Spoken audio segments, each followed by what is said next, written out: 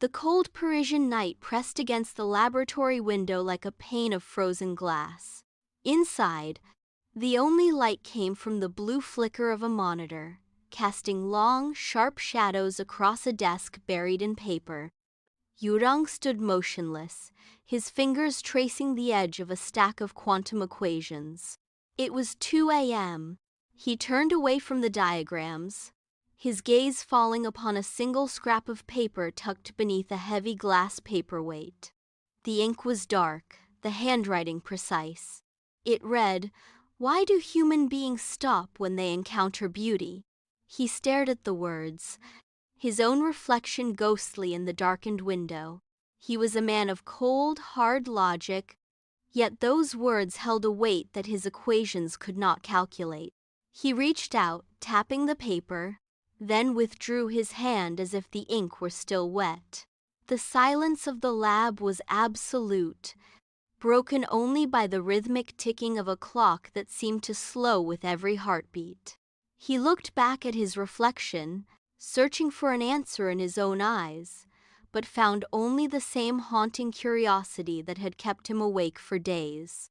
The question remained unyielding, demanding a truth that science had yet to define. Yurang shifted his weight and tapped the screen. A high-end fashion show began to play, filling the sterile room with sudden, vibrant light. Evelyn appeared at the end of the runway. She moved with a fluid grace that defied the static frame of the recording. Her movement seemed to pull the light toward her, creating a ripple in the air that forced Yurang to blink. His pulse spiked instantly, a rapid, uneven rhythm that hammered against his ribs. He sat back, frowning, and reached for a sensor on his desk to check his vitals, but his hands felt heavy and clumsy. The logic failed. There was no biological cause for this sudden, sharp tension, yet his breath hitched in his throat.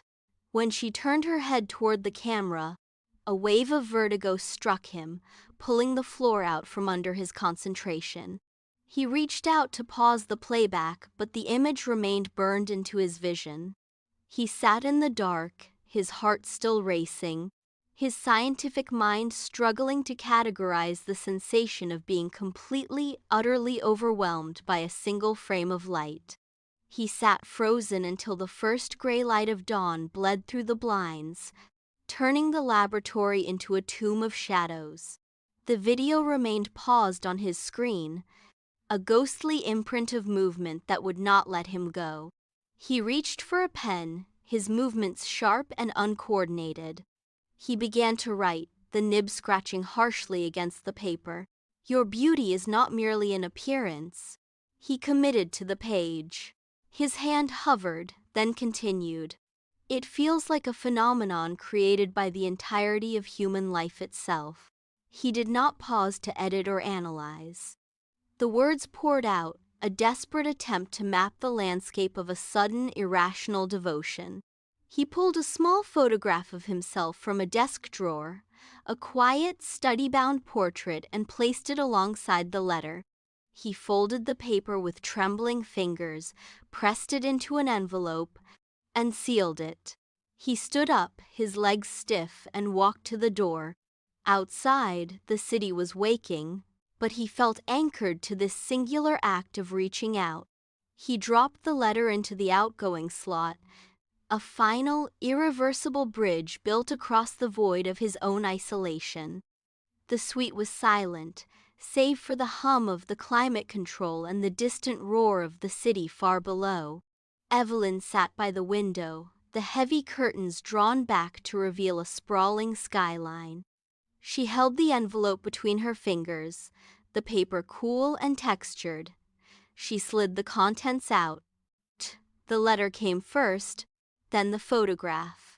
She laid the print on the marble tabletop and leaned in, her focus narrowing. She had seen thousands of faces, millions of eyes, most reflecting a hunger or a hollow vanity.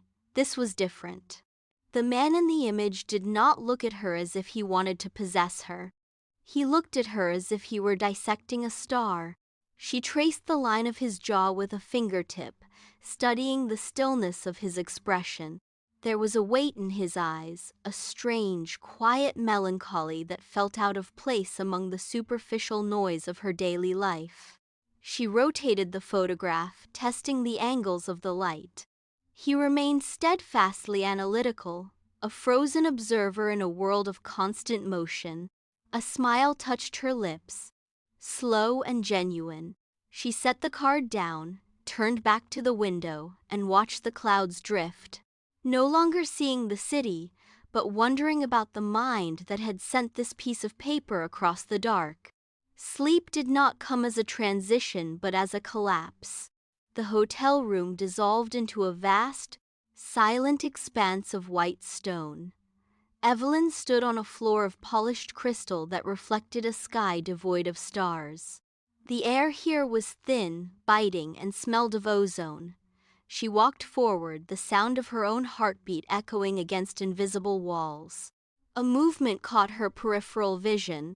A cat with fur the color of winter clouds sat atop a pedestal of frosted glass.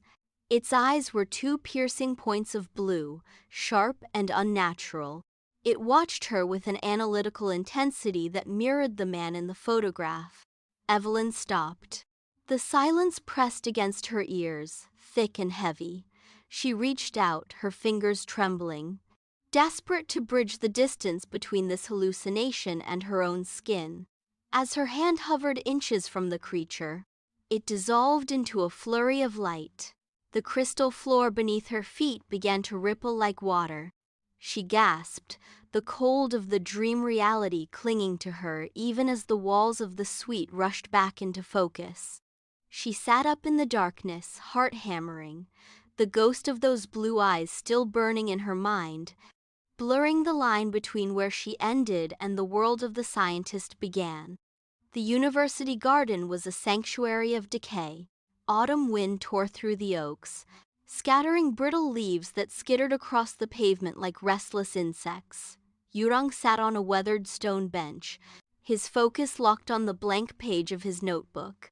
He pressed the pen down, the ink bleeding into the paper as he scribbled the words, "Beauty is not perception, beauty is intrusion." He paused, his breath hitching in the cold air. The rhythm of the wind died abruptly. A shadow, long and deliberate, stretched across the notebook, obscuring his own writing. He felt the shift in the air, a sudden, heavy displacement of space. Yurang looked up. The world seemed to tilt on its axis. Evelyn stood there, framed by the dying light of the sunset. The contrast was absolute. She was a figure of vibrant, impossible geometry standing amidst the gray, skeletal trees. He blinked, expecting the image to dissolve into the mist, but the scent of her reached him sharp, floral, and undeniably real. He clutched the notebook, his knuckles white, the theoretical concept of beauty suddenly shattering against the physical fact of her presence. The silence between them grew, heavy with the weight of things left unsaid. Evelyn lowered herself onto the stone bench, the movement graceful, precise, and entirely alien to the garden's decay. As she shifted, the air stirred, carrying a sharp, intoxicating scent that hit Yurang like a physical blow. It was not merely a fragrance, it was a trigger. His brain fired a frantic, chaotic sequence of signals that his training could not categorize. He felt his pulse jump, drumming a frantic rhythm against the wall of his throat. His blood temperature seemed to rise, a sudden, searing heat that flooded his chest and made his hands tremble. He tried to focus on his notebook, to anchor himself in the cold logic of ink and paper, but the words blurred into meaningless lines. The world narrowed until there was only the sound of her breathing and the terrifying magnetic pull of her presence. His composure, the rigid structure of his scientific mind, was dissolving in real time. He gripped the edge of the bench, his knuckles tightening until they ached, trying to force his heart to slow. It refused. He was no longer an observer of a phenomenon. He was the subject of an experiment he did not understand. He looked at her, and for the first time, the logic of his own existence felt like a lie. Evelyn leaned in, her gaze tracking the frantic pulse visible at his throat.